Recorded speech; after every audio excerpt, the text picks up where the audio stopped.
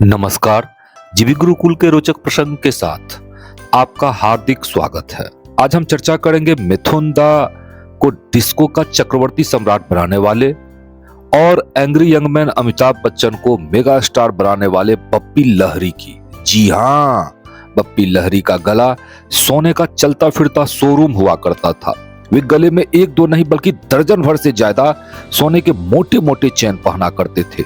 निसंदेह बॉलीवुड में बप्पी लहरी एकमात्र ऐसे आर्टिस्ट थे जो भारी मात्रा में भारी भरकम सोने के गहने पहना करते थे। बप्पी लहरी को करीब से जानने वाले लोग बताते हैं कि वो तकरीबन 4.5 किलो सोने के गहने पहना करते थे। इसमें मोती या अन्य प्रकार के रत्न या महंगे पत्थर अलग से होते थे।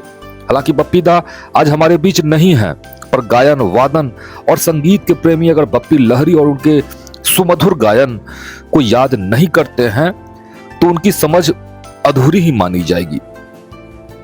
बहरहाल नमक हलाल का गीत पग घुंघरू बांध मीरा नाची रे या फिर डिस्को डांसर के गीत, दरअसल बप्पी लहरी कभी अटरिया पर चढ़कर लोटन कबूतर की तरह गुटुर गुड़ करते हैं तो कभी प्रेम प्रतिज्ञा में प्यार कभी तुम कम नहीं करना जैसे गीत के माध्यम से आज भी लोगों के हृदय में अस्थाई डेरा जमाए हुए हैं।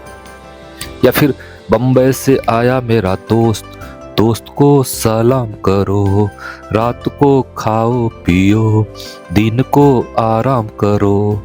ये गीत मुंबई की दिनचर्या को रूपायित करती प्रतीत होती है।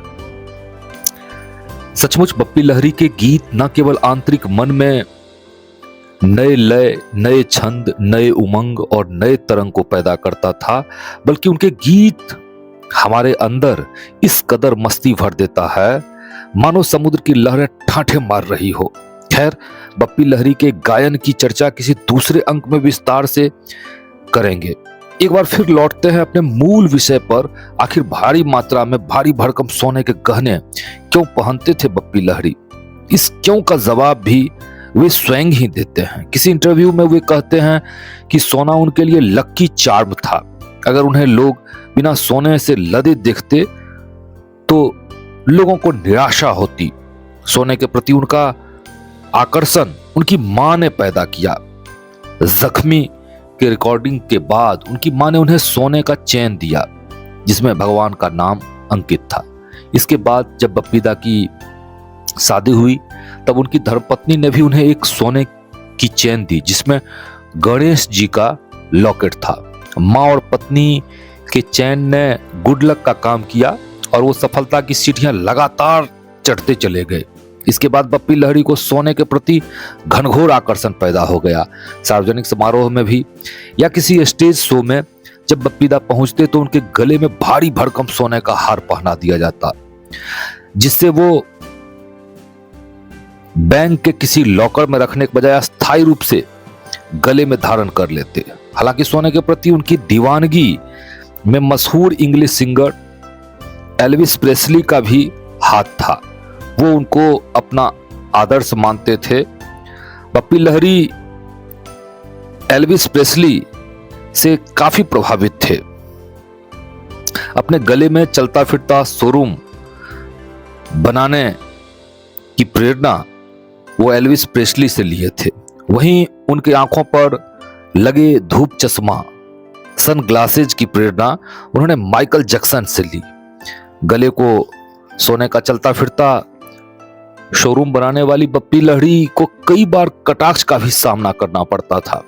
एक बार बॉलीवुड के मुफ्फट आयरन मैन राजकुमार ने किसी पार्टी में बप्पी लहरी से कहा, वाह शानदार, एक से एक गहने, बस कमी रह गई तो मंगलसूत्र की। चाहे जो हो, बप्पी लहरी ने गायन का नया प्रतिमान स्थापित किया जिसे सुनकर आज भी हमारा और आपका दिल मस्ती से समुद्र की लहरों की तरह ठाठे मारने लगता है। इस अंक में फिलहाल इतना ही। बने रहें जीवी गुरुकुल के रोचक और प्रेरक प्रसंग के साथ। चैनल को अगर आपने अभी तक सब्सक्राइब नहीं किया है तो सब्सक्राइब अवश्य कर लें। ओम शांति।